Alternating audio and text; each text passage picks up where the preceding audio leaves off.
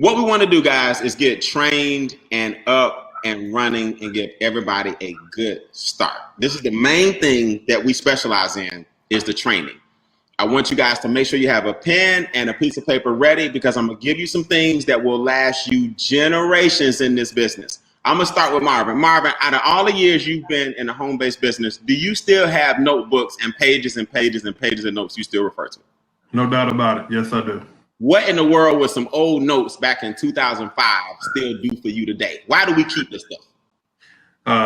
I would say it really reinforces what you need to be doing when you get into the business. It reinforces your mindset. You know, you start talking about the emotional roller coaster. We start talking about your attitude, you know, like control your thoughts and emotions. You know, I think about something like that as fundamental to what you need to do when you're in this, you know, starting a business. It's almost like you wouldn't go to McDonald's and try to make your own fries, you know. Right. There are tips that make this business work. Nice, nice. Herschel, you still got notes from back in the day, man, from telecom to nutrition, all the things we've done.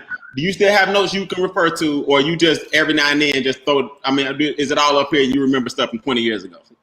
Brian, I have my notes from 1998. My man. Wow. All of it. Yes, sir. From fire and everything, still preserved. That's right. Yes, sir. So what we want you guys to do, you got to be a student. Put this in your notepad. I am a student first. I am a student first. Everybody turn your mics down to half for me. Okay. Number 2, I want you to put, I am also a builder. I am a student first, and I am also a builder. Here is what most people in this industry fail to realize. I'm telling you guys right now. Most of you guys that are watching who are brand new, the number one thing that's going to knock you out the game is your inability to understand this is a business. Put that in the notes. This is a business. If you treat it like a hobby, you're going to get hobby money. If you treat it like, if you're not having fun with it and you let people and what they say affect how you feel, and you let people's opinions affect your day, and you let other people's goals and ambitions and their short-sightedness or their lack of vision taint your vision and make your world darker, you have forgotten that this is a business. The problem with network marketing is that it costs too little, right? I want you to write down, not the problem, the challenge. The challenge with network marketing is that it costs too little. Now, Brian, what do you mean? I thought that was a good thing. Oh, it's a great thing. But what I want you to understand is that if this business was $50,000 and you had a bank loan for $50,000 and your payments were, you know, $388 a month, and then a person told you no, that they didn't like your business, you wouldn't fold like a baby. If you put $2.5 million into a McDonald's and the person came in and said, oh, I'm sorry, I thought this was Burger King, you wouldn't run out the door and say, what you mean Burger King? You saw the golden arches on the top of the doggone building. You saw the fried menu. Don't me ever come in here and disrespect my, you wouldn't do that. You'd be like, oh no, Burger King up the street. Because I got 2.5 million in, and your fry order ain't gonna make me one difference. Okay, your shake or your lack of shake ain't gonna make me one difference. The business is too inexpensive. So the difference between me and Josette and Marvin and Herschel and Kim is that we treat it like a business. We act like the 228 is 228,000. Right. See, we don't even worry about the 119. And see, this is the mentality. This is what amazes me about people. If you start talking to the wrong people long enough, you'll start thinking that the 119 is a big deal. You will. I can tell by some of the stuff people say to me. Well, Brian, how can we quickly make sure that 119 don't hit them? Or, you know, how can we, I have to do it because I understand the mentality of people, but I honestly hate even talking about the 119 because the more attention I give it, the more you're going to think it's a big deal. The more I break down how insignificant it is, the more you're going to think it's significant. Those of us on this webinar right now, and Marvin is the youngest in the business, he's a senior director. Got $600 a month coming in, $20 a day within his first 2 weeks. Marvin, if it took you 6 months to get your 119 covered, would it be worth the millions of dollars you can make in the next 4 or 5 years? Yes, sir. No doubt about it. Why, Marvin, do you think the 119 is such a big deal for people? Because people see it as an expense versus as an investment, one.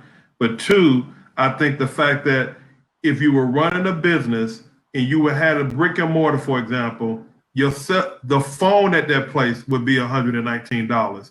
The lights at that place would be $119. The Wi-Fi and those things would be $119. So you would be okay with expenses in that world, but you got to do to get the carpet done and people to come in and clean up the place. Those are expenses that you are readily able to calculate because it's a brick and mortar place, but you can't calculate because it's a home-based business, and it's something that people, to me, don't put those two things together. They don't put those two things together. The business is too inexpensive. This is the mindset that you got to understand. It's not that the business is expensive. The business is too inexpensive. I got people that'll tell me that, Brian, people just tripping on the 119, or even a person talking to me, I'm tripping on the 119. And I'm not talking to nobody in particular. I'm giving you the mindset. Remember what I said earlier. I'm a student first, and I'm also a builder. So most people don't understand that this is a business. I want to give you the challenges mentally that I need you to overcome quickly, mentally, right? The ball and chain is in your mind. I need you to stop talking to so many people about the 119 that you start thinking $119 a day is high, right? So this is a business. Kim, help me out real quick. We know that this is a business. You don't treat it like a hobby. You're an area director. Every day when you wake up, how do you remind yourself that I'm in business and I'm not in a hobby, right? I gotta stay focused. What are some things you do to make sure that you stay business oriented? The first thing that I do, Brian, is I go in before the night before and make a list of what I need to do in order for my business the next day. Okay. So I don't go in blindly, just, I'm just going to haphazardly do something today. I already have a plan of what I'm going to do every day in my business. Nice. And I stick to that plan. I also have the affirmation cards that helps me stay focused to, stay focused on that business as well.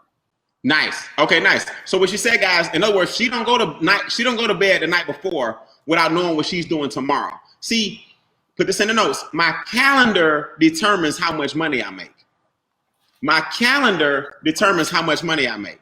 If you sitting around here with an empty calendar, no Zooms prepared, you don't even know when our next Zoom is. You don't even know when Mayhem is coming. You're not doing nothing today or tomorrow to ramp up for Mayhem Monday, Tuesday, Wednesday, Thursday, Friday. We're doing 5 days of 4-hour meetings every 4 hours, 5 days. But you don't have no Zoom prepared tonight. You don't have a conference call prepared for Sunday. You don't have some momentum going into Mayhem when we've been talking about Mayhem for a week. See, those of us on this screen right now, we understand that the calendar determines how much money we make. Events build your business, not you.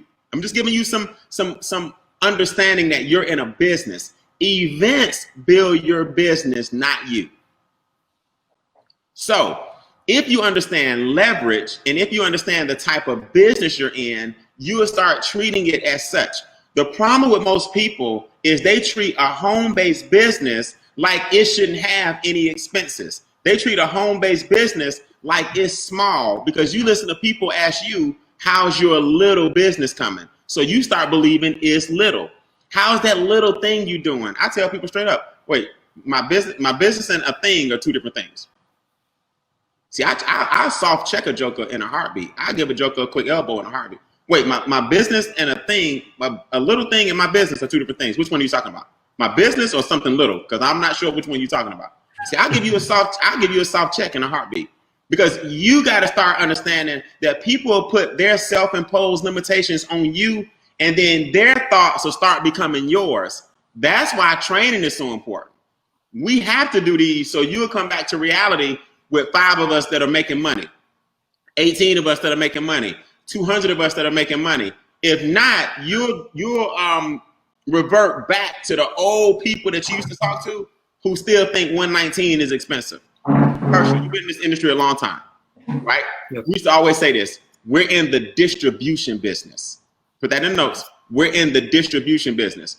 Herschel, talk about the power of the network marketing model and how one person, man, you've experienced this. Talk to me about your personal experience. One person can lead one leg to financial freedom, but you got to hang in there long enough to find them. You know, it's a great point. You see, the key is that you never know who will be the one. And the mistake that most people make is that they fall out, they quit and back up before they're given it time to even emerge. Right. And that's one of the biggest faults people make. Now, when you start looking at the business and the model, you have to just simply expose and keep exposing. It's all about the number of people you bring forth. So I don't want to call it a numbers game, but it's a persistent game. There you go. And so when you begin to move and build, you'll find that you pay attention to the people you're observing, you're engaged, you're supporting your team. And you're going to come across a person that you're going to connect with. They may not be frontline to you now. They might not be a person that you enroll.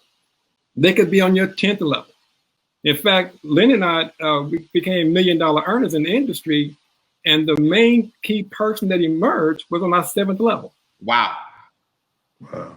7th level. Wait, stop right there. Hold up. So you guys have become, you earned over $1 million in the business. You guys have seen it all, been through the trials and tribulations, just like myself, right? Absolutely. We all dealt with the tax issues and all that. That's why this is the perfect home. On level 7, you mean to tell me you didn't even know that person? No, didn't know. Can you tell me, do you kind of remember, not the names, but how that matriculated? Did a stranger start it off? Did you make a call? Did somebody run from you for months and then join? Give me a little bit of a story behind how that person hit level 7. Not the names, but how did that happen? You know, it was 2001. And Brian talked about the ups and downs. Well, we had gone through an up and down. We relocated to Phoenix, Arizona. I was actually working at America West Airlines then. For 4 months, the person that was my supervisor, I was afraid to talk about network marketing, so I didn't. Right. You saw I had this energy that came in one day, and she called me back to her office, Brian, and I think I'm about to get fired. So she said, look, I want to know what it is you're doing. And I shared with her what I was doing. She said, look, I don't know what you're doing. I want in. That was my manager. Now, here's the story. She knew people, her brother, who knew a person, who knew a person. So Lynn and I moved to Phoenix, Arizona in 2001. We only knew 2 people in the city, the entire city. I was working at America West Airlines, and that just one thing, that one manager led to a number of people. And by the time the top producer hit, it was level 7. That's what happened. And we moved here knowing 2 people. That's Get out of here. That's the story. Yeah. And we got stories like that for days, man. And I just wish, put this in the comments. I must stay motivated long enough for my paycheck to motivate me. I must stay motivated long enough for my paycheck to motivate me. See, where I'm at now in MWR, ain't no turning back, y'all. Can't nobody upset me. Can't nobody make me mad. Can't nobody tell me it don't work. In fact, you guys, when you stay in the business long enough, now keep in mind, long enough over here has been a whopping 6 months. When you stay in the business long enough, other people will start sounding silly to you.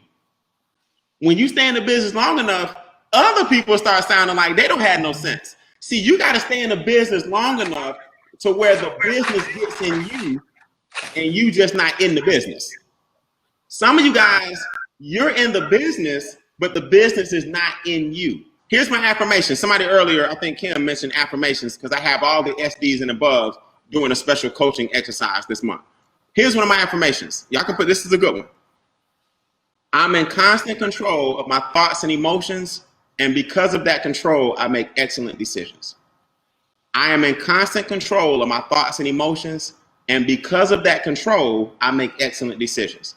Now, the powerful thing about an affirmation is you have to read it 3 times a day. I call it breakfast, lunch, and dinner.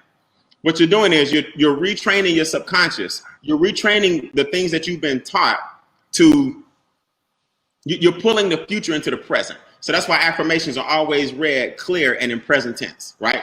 I am in constant control of my thoughts and emotions. And because of that control, I make excellent decisions. You're not saying I wish, you're not saying I used to be, you're saying it as if it's already happening. when you guys do affirmations, and especially ones about business, because that's the topic this morning, you're in business, I am in constant control of my thoughts and emotions. And because of that control, I make excellent decisions.